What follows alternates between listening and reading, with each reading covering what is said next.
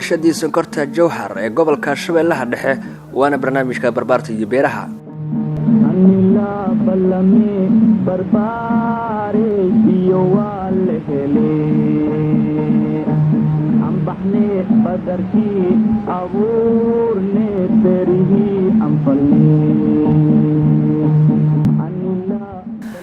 bilowgii qarnigii 20aad ilaa iyo dabayaaqadiisii waxaa dalka laga hirgeliyay mashaariic waaweyn oo dhinaca beeraha ah. warshadii sonkorta ee Jowhar Isnaay Biyaso ayaa kamid ahayd oo ku taalay dhinaca bari ee magaalada. mashruuc kale oo aad u ballaarnaa oo sonkorta ah ayaa isna jiray kuna yilay mareeray gobolka Jubbada Dhexe. labada mashruuc ee sonkorta waxay baajiyeen in Latin America sonkor laga soo saaro biyaha badda ay soo maraan.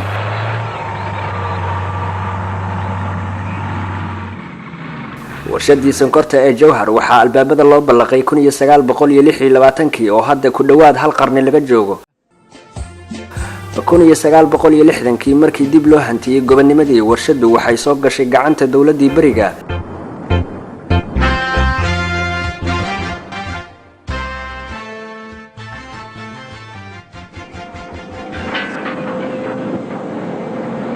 warshad qalab culus oo ay wadatay la fariisiyay hareeraheedana qasab dhul ballaaran uu ku beernaa ay ahayd.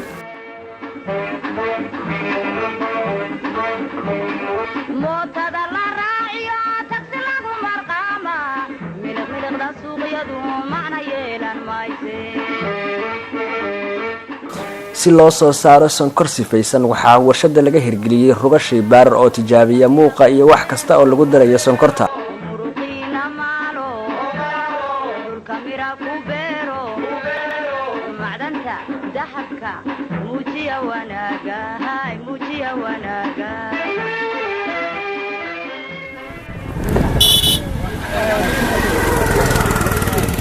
Jowhar oo aan dhowr habeen ku barinay ayaan subax jimcaad aroor hore markii waagu uu bari ka cadaaday u jarmaadnay dhismaha warshada oo ku yaala dhinaca bari ee magaalada. aasaaskii warshada iyo kadib wax soo saarkeediiba waxaa barnaamijka barbaarta iyo beeraha uga waramay Cali Yuusuf Isxaaq Cali UK oo kamid ah macallimiinta gobolka Shabeellaha Dhexe gaar ahaan magaalada Jowhar. Okay, bismillah. shirkadda warshadan Isnaay Biyaso loo yaqaan waxaa la aasaasay 1926 waa marka warshad aad u weyn waxay soo saari jirtay maalintiiba 3000 oo kiish oo qasab ah oo xitaa sifaynta sonkortan ay samay jirtay. haddii aan ku raaciyo Cabdishakuur warshadan Isnaay Biyaso loo yaqaan waa warshad weyn bariga Afrika. waxay lahayd xitaa ruug shaybaar oo kiimikeed oo lagu baari jiray qasabka intii ay hoosha waday. xitaa waxa ay inta badan ku shaqayn jirtay gaaska dabiiciga ah oo la soo saari jiray aan dhahay waxyaalaha qasabka iyo mirihiisa. xitaa waxay lahayd beer aad u weyn oo qasab lagu baari jiray oo 60 ilaa 80 hektar ah oo qasabka lagu beeri jiray oo dhulka aad ku siman ah oo ku yaala magaalada Jowhar ee dhinacyada kala duwan sida bariga ilaa warshada hareeraheeda. waxaa xitaa inta ay dheer ahayd qasabkaas lagu soo rari jiray train aad u weyn oo leeyahay Talyaaniga oo ka imaada jiray Muqdisho oo Jowhar imaada jiray oo ka soo bixi jiray kadib markuu Jowhar imaada ka qaada jiray marka alaab.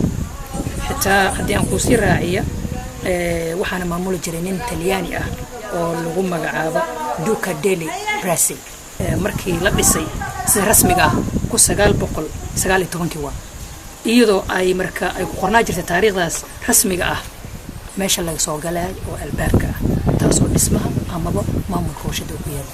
qasab aad u wanaagsan ayaa la soo saari jiray. xitaa shirkaddan Isnaay Biyaso la yiraahdo waa mid ugu wanaagsan oo geeska Afrika oo inta badan laga yaqaan ama caan ku ahayd. waxayna wax soo saarkeeda la gaari jiray wadamada dariska. intii ay shaqaynaysay warshadu shaqo abuur xoog leh ayay noqotay. fursadihii shaqo ee warshadu kulansatay bariga waxaan ku soo qaadan doonaa taxano gaar ah oo halku dhigiisu yahay beeruhu waa shaqo shakhsi ka badan. 65 sano oo ay warshadu shaqaynaysay kadib 1991kii markii meesha ay ka baxday dowladii dhexe ee dalka waxaa dhacay wixii dhici lahaa warshadii isnaay ee sidaa u qalabaysneyd biro dhaadheer oo daxalaystay oo dhulka uu shub ku hayo ayaa kasoo haray. waxay noqotay kayn oo geeda ayaa jaka ah, haama iyo dhuuma duugoobay oo boolal mirar ah dhuujiyeen ayaad sidoo kale ku arkaysaa warshada. meelaha qaarna waaba halaqaleen. dib u soo celinta warshadii sonkorta ee Jowhar waa hawl aan dhib yar ka sokayn. waa maray waxaa wax laga bilaabayaa meel ebera. marka xigta mashruuc sida u weyn waxa u baahan yahay qulqul joogto ah oo biyaha wabiga si qasabka la beerayo waraab loogu shubo. warshaduna aysan qalqal biyo yari u dareemin. taana wabi Shabeelle lagama helin oo laba jilaal oo isu xigta beeralayda jiinka joogta matoor la kiciyay kanaal dhibic biyo kuma siin. waxaase Cali UK uu rajo ka muujiyay in warshadu dib u kici karto waa haddii la isu kaashado. haddii micnaha rajada oo tahay Isnaay Biyaaso oo shacabka gobolada degan ama kuwa magaalada Jowhar degan ama maamulada ama kuwa muxuu ahay dawladda Soomaaliya xukunta, rajadaas waxay u muuqanaysaa mid dib Soomaaliya ay lugta isku taagto ama shirkadaba oo hawsheedii sida rasmiga ah ay u bilaabaan insha Allah.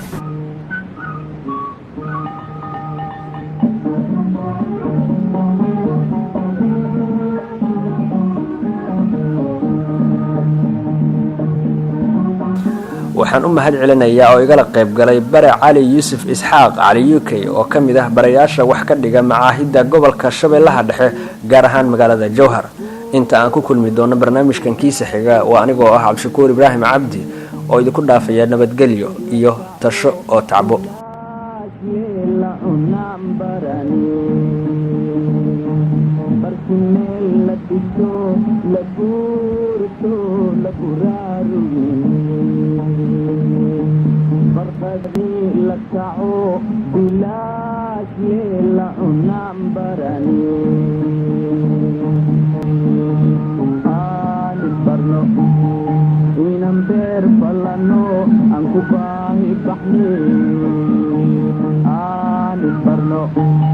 Inamber balano ang kubahi bahni.